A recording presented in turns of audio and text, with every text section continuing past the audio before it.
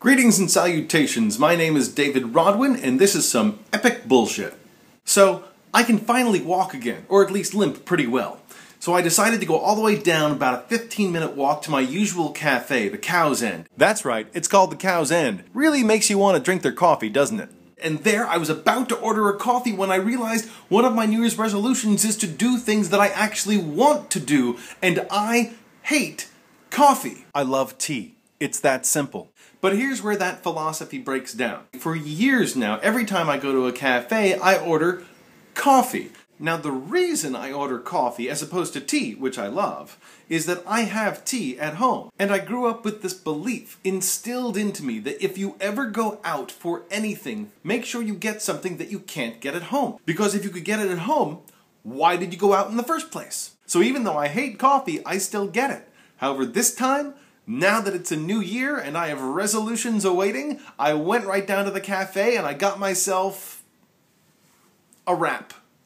I can't make wraps at home. Okay, I realize it's really just avoidance, but at least I didn't get coffee. You have to understand as well, part of the reason that I don't drink coffee is that I don't have a coffee maker at home. I've never had a coffee maker at home. Or I should say, once. For 1 year, I had a coffee maker. I didn't even buy it. The year was 1993 and I just moved to Seattle. Starbucks was still new. It had not yet infected the entire rest of the world. So I decided to figure out what this whole Starbucks thing was about because I had heard that everyone in Seattle drank coffee and I was afraid that if I didn't learn how to drink coffee, I wouldn't have any friends. So my second day in Seattle, I actually went to a Starbucks in Queen Anne while I'm waiting for the futon store to open up. And there, I see all these diagrams, amazing diagrams, as to what's contained in all of their drinks. Because no one knew what was in an Americano versus a macchiato versus a latte or a mocha. It was all just confusion. It was 1993. It's hard for some people to remember that far back, but I'm telling you, I was grateful for the diagrams. And the one thing I noticed was that every single drink they had one thing in common. And that one thing was espresso. And I figured, well, you know, I shouldn't start with something fancy. I should just go for like the basic, the root of everything. So I went up to the counter and I said, yes, I'd like an espresso, please. And the barista looked at me and said, do you want a single or a double or a... And I hadn't prepared. I didn't realize there were going to be extra questions on this test. So I panicked and then I manned up and I said, yeah, make it a double. Now, I waited a few minutes, and then they called my name, and I went over to the counter, and the old Starbucks, way back in the day, if you said you were going to stay there, they gave you an actual cup and saucer. This big white porcelain thing. And I peered over the edge of the cup, and at the very bottom, I saw this thin black layer of sludge. It was, frankly, terrifying. So I sipped from this thing, and I put it to my mouth, and it tastes like someone used that coffee cup as an ashtray the entire night and added some water and stirred it around. But I was in Seattle, I was going to learn how to drink coffee, so I took the milk and I filled the cup all the way to the brim. I mean, I just kept on pouring the milk in. More sugar, more milk, more sugar. And then I tried to drink it. It was still really hard to get it down, but that was my first real coffee experience. Now, I grew to be able to withstand coffee, but it was never a pleasant thing. And my mother was also concerned that I wouldn't have any friends, so she decided to go out and get me a coffee subscription. But the great thing about it was that it came with a coffee maker. Now, I'd never used one before. I didn't know where you put the coffee and where you put the water. The whole thing was a mess, and I was so scared by it, I didn't even use it for about 6 months. 6 months also happens to be the same period of time that I did not have sex while in Seattle. Now, I was a young 23-year-old, happy and outgoing and working in all kinds of incestuous theater companies, but that's right, 6 months. One night, I finally end up with a lovely lass, and we go back to my place, and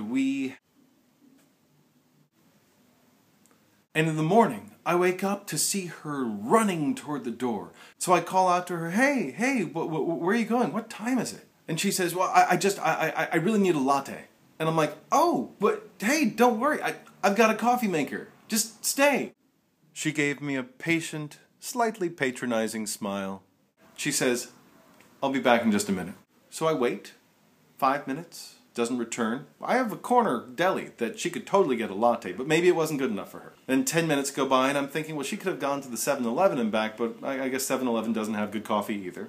But I live in the Denny Regrade in Seattle. This is like the up-and-coming urban renewal kind of area. Look at this. That's my apartment right in the corner. That is the monorail, and in the distance you can actually see the Seattle Center Tower. We still have crack dealers and drunkards everywhere, so I feel like I'm in New York, but just on the edge of us is Belltown and the Crocodile Cafe, where Smashing Pumpkins and Nirvana used to play all the time. I mean, there are coffee places galore. Maybe she's gone there. But at the 20-minute mark, she still hasn't returned. And I start getting sad, because she was really sweet. She was talented. She would sing to me. She would sing me arias from Don Giovanni, and I would melt. But now that the 20-minute mark had passed, I realized that I was going to be alone.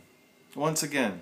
So I drag myself out of bed, and I become determined to learn how to use this coffee maker. So next time, she'll stay. So I'm staring at this coffee maker, trying to figure out where to put the coffee and where to put the water. Then all of a sudden I heard a quiet knock at the door. And to my utter amazement, half an hour after she left, she just waltzes right in with a cup of coffee in her hand. Or I should say, a latte.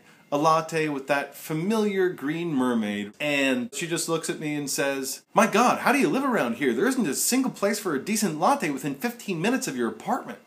I just smile and give her a big hug. And I think, don't hate the drinker, just hate the bean.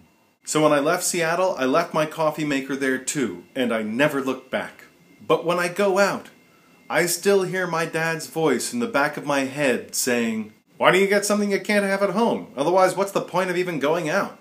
Thanks for watching. Subscribe, share with friends, and if you're wondering about the glasses, here's the deal. After I shaved, people said that I just didn't look that wise anymore. So I decided to put on some glasses to try and look at least slightly more intelligent.